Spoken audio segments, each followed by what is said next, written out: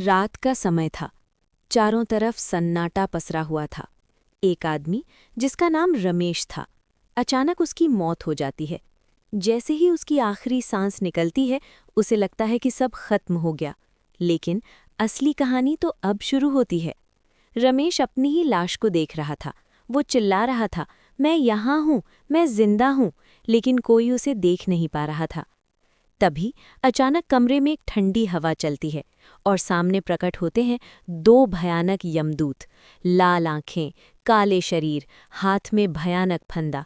ये थे यमदूत। यमदूतों का आगमन। यमदूत रमेश से कहते हैं, चलो, तुम्हारा समय खत्म हो चुका है। रमेश डर के मारे कांपने लगता है। मुझे मत ले जाओ, मैंने कोई पाप नहीं किया।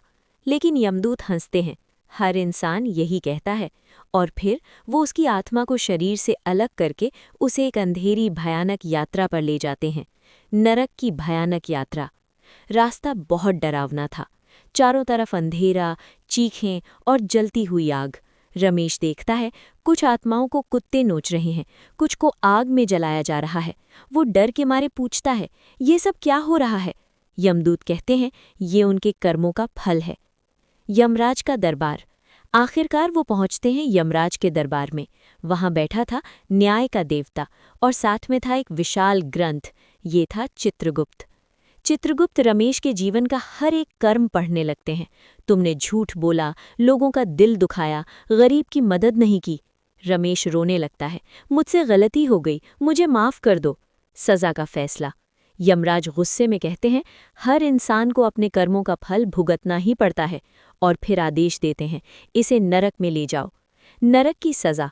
रमेश को एक ऐसे नरक में ले जाया जाता है जहां आग की नदियां बह रही थीं। उसे जलते हुए लोहे पर चलाया जाता है। उसके शरीर को बार बार काटा जाता है। और सबसे डरावनी बात, वो मर नहीं सकता। उसे हर दर्द बार बार महसूस करना पड़ता है। कहानी का अंत यानी सीख।